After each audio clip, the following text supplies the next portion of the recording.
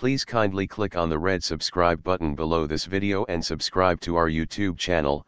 Thanks, God bless you as you do this.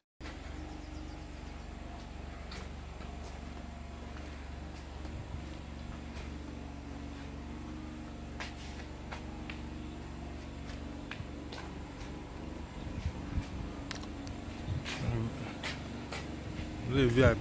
VIP.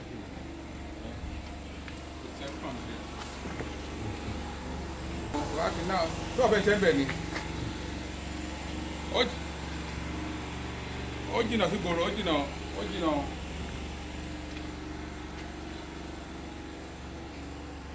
Get all the definitely to fast.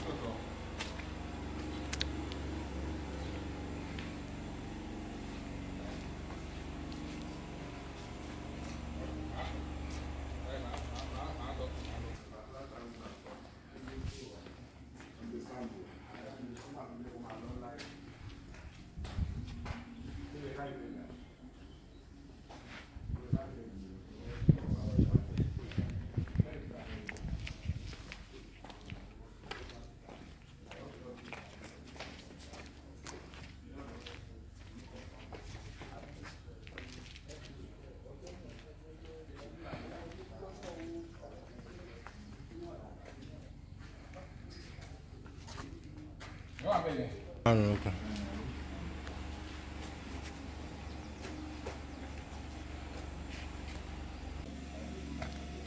What old game you can see you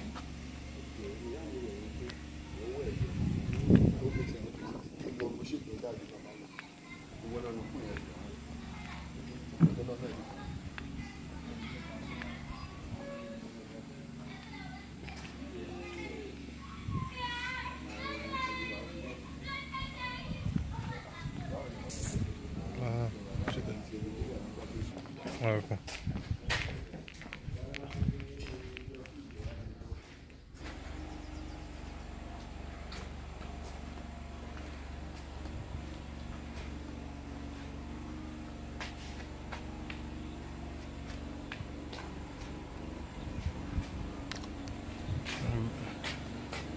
Live VIP. VIP.